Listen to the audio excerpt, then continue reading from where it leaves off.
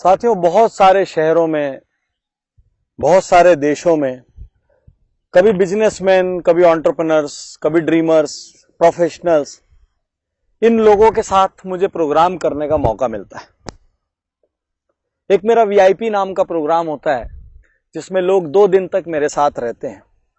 जब मैं उनको दुनिया में बहुत सारे लोगों की सक्सेस हैबिट्स बताता हूं तो अक्सर मैं देखता हूं कि वो कहते हैं, सर सबकी परिस्थिति एक जैसी थोड़ी होती है।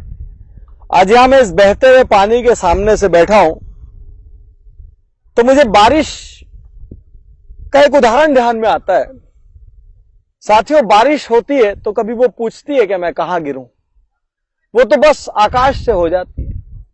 वो घर की छत पे गिरती है, वो सड़क पे गिरती है, वो आपकी कार पे गिरती है, वो एक मैदान में गिरती है, वो एक ऐसे खेत में गिरती है जिस खेत को जोता नहीं गया है, और वो एक ऐसे खेत पर गिरती है जिस खेत को पूरा जोत के सींच के तैयार किया गया हो, गुड़ाई करके जुताई करके तैयार किया गया हो। मैं आपसे पूछना चाहता हूं कि आखिर फसल कहां पर उगती है? कभी आपने सुना है कि किसी घर की छत पे बारिश गिरी और फसल उग गई?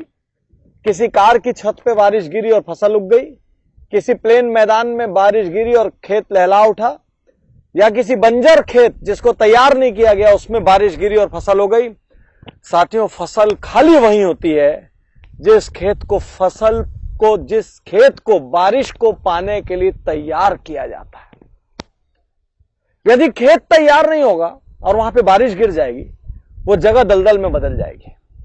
तो याद रखिए, फसल सिर्फ वहां उगती है जिस खेत की जुताई की गई हो, गुड़ाई की गई हो, जिस खेत में बीज डाले गए हो, तब जाके वो खेत फसल को उगाने के योग्य बनता है। यदि सिर्फ बारिश की इतनी हैसियत होती कि वो फसल उगा देती तो साथियों अपने सिर पे फसल उग जाती जहां बारिश गिरती है। सिर्फ बारिश की इतनी औकात नहीं है, उस बारिश को पाने वाले की हैसियत क्या है। आज मैं यहां से अपने क्रांतिकारी विचार आपसे बांट रहा हूं। क्या आपको लगता है कि हर सैटरडे को मेरे मोबाइल ऐप उज्जवल पार्टनी पर लाखों लोगों तक के विचार पहुंचते हैं? व्हाट्सएप से करोड़ों लोगों तक के विचार पहुंचते हैं? क्या सबका जीवन बदलता होगा? नहीं। क्या आधों का जीवन बदलता होगा? नहीं। मुझे यह कहने में कोई अफसोस नहीं है। क्या 25% का जीवन बदलता होगा? नहीं। जीवन बदलता है सिर्फ 5-10% लोगों का, उन लोगों का जो इसको स्वीकार करने के लिए तैयार है, जो इसको एक पिक्चर का शो मान रहे हैं, जो इसको एक अच्छी क्लिप है मान रहे हैं। उनके साथ कुछ नहीं होगा। जिनको ये सुनने के बाद बेचैनी हो जाए, जिनकी नींद उड़ जाए, वो परेशान हो जाए, वो रास्ते ढूंढने लग जाएं, वो योजना बनाने लग जाएं, उनके में बरकत होगी। तो याद रखिए, परिस्थितियां कुछ नहीं होती।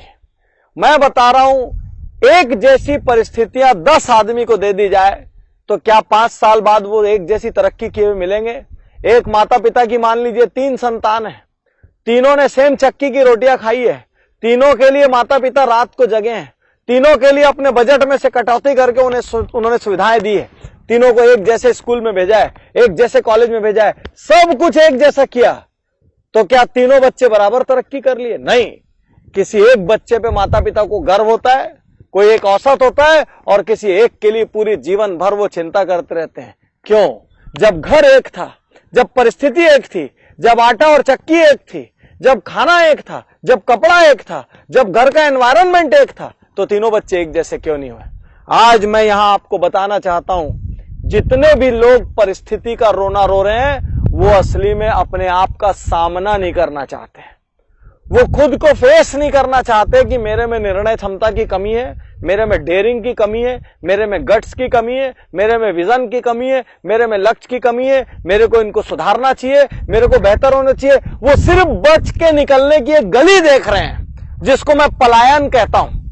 वो पलायन करने का रास्ता ढूंढ रहे हैं और इसीलिए परिस्थिति पे डाल रहे हैं। यदि परिस्थिति सब कुछ होती तो इस दुनिया में सिर्फ अमीर अमीर होता और गरीब गरीब होता। किसी गरीब को अमीर बनने की अनुमति नहीं होती।